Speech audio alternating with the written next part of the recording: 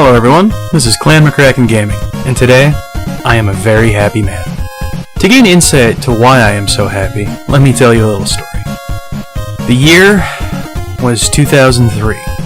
Smash Bros. Melee had been out for a good 8 months or so, and my friends and I played it daily. We would get off duty and spend hours, basically all of our free time, playing Smash. One night we were sitting around the barracks discussing how they could improve upon Melee and what we would like to see in the future. And as it often does, we mostly talked about characters we would like to see. I looked to my buddies and I told them confidently that there are 5 characters I wanted to see above all else. 5 classic Nintendo characters who had not yet made it into the roster, and I firmly believe that they belonged. My top 5 were Pit from Kid Icarus, Snake from Metal Gear, Mega Man from Mega Man, Little Mac from Punch-Out!, and lastly, Simon Belmont from Castlevania. At the time, they told me I was crazy. I mean, 4 of the 5 were third-party characters, and most of them didn't know that Metal Gear was on the Nintendo at one point. So there my list stood, and I kept it in my heart. Every new game that came out brought me one step closer to having my prediction, my dream, come true. As we all know, Brawl came out in 2008, and with it came both Snake and Pit. Smash 4 released in 2014 and brought with it Little Mac and Mega Man. Then today, August 8th, 2018, via Nintendo Direct, we just got confirmation that Simon Belmont... Wait, no, not that one. There we go. Simon Belmont, the last of my 5, will be joining us for Smash. While I'm ecstatic that we finally get to play as Simon, I can't help but wonder why it took so long for Sakurai to add him to the roster.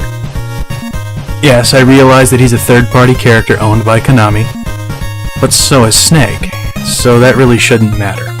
Castlevania is a staple of the classic NES lineup. Look at any list of top Nintendo games of all time, and you will find Castlevania or one of its sequels near the top of the list. Castlevania is one of the best universes in all of gaming, and it all started with the Nintendo and our boy Simon. His inclusion was foreordained, and his time is nigh. This announcement shouldn't surprise anyone. And yet, it was followed up by something that was a complete surprise. Richter Belmont? Wasn't that the dude from Symphony of the Night? Why not just put in Alucard? He was a much better character anyway. While the later part of that statement is true, Richter's history is a little deeper than that. You see, he was originally from a 1993 game called Rondo of Blood for the PC Engine. This game didn't see much attention in the West. It did receive a dumbed-down Super Nintendo port titled Castlevania Dracula X, but that was so altered it could hardly be considered the same game. America didn't see an official release of Rondo until the 2007 PlayStation Vita release of Castlevania The Dracula X Chronicles, which contained both Rondo of Blood and its sequel, Symphony of the Night. Rondo of Blood is the last game in what can be called the pre-Symphony games in the Castlevania series. It was the last game with fixed stages and a clear beginning and end. There were branching paths, alternate endings, hidden areas, and loads of fun. You could easily consider it the culmination of the Castlevania series up to that point, and would likely have been considered the best game in the series if it wasn't for Symphony of the Night. When Symphony came out in 1997, it changed the entire formula for the series. A greater focus was placed on exploration of the castle itself and backtracking to previously explored areas with new abilities, as opposed to straightforward linear stages. Symphony was such a hit that not only did every single game in the series that came after it attempt to mirror it, they changed the name of the entire genre of this game to honor it. Now, what you may not realize is that when you're playing Symphony of the Night, the first area where you're playing as Richter is actually the final boss of Rondo of Blood. Canonically, Richter is the most powerful of the Belmonts, and the last Belmont to actually confront Dracula prior to the clan's disappearance in the early 1800s. as far as Belmonts go, the main three are generally considered to be Simon, Trevor, and Richter. Now, we can look at some of Simon's moves and see another connection to Richter. The uppercut, the slide tackle, and the final smash grand cross are all moves Richter employed from Rondo of Blood. Also, if you've played any of the old school Castlevanias, you can't get any semblance of acrobatics or even agility out of Simon.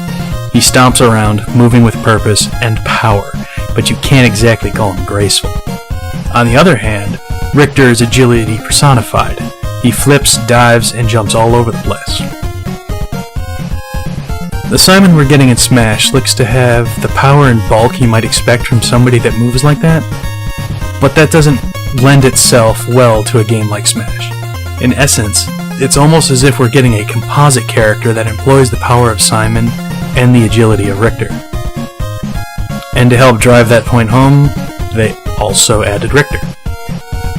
One might argue that they could have done the same with a Richter alt color or costume, but I'm not going to complain.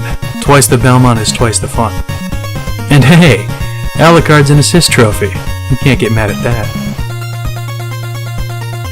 Man, I cannot wait for this game to come out. The hype is real for this one, guys. Does Simon or Richter look like a character you'll be enjoying? What other characters are you looking forward to in Smash? Let me know in the comments below. Once again, thanks for listening. See you next time. Simon Belmont, vampire hunter, at your service, your loveliness. Trust me, he says. Ha! I'd sooner trust a vampire to give me a shave. Don't thank me yet. I've still got to rescue the princess. Sorry, Captain Nuisance, but no one shall come between Princess Lana and her loving Simon Belmont.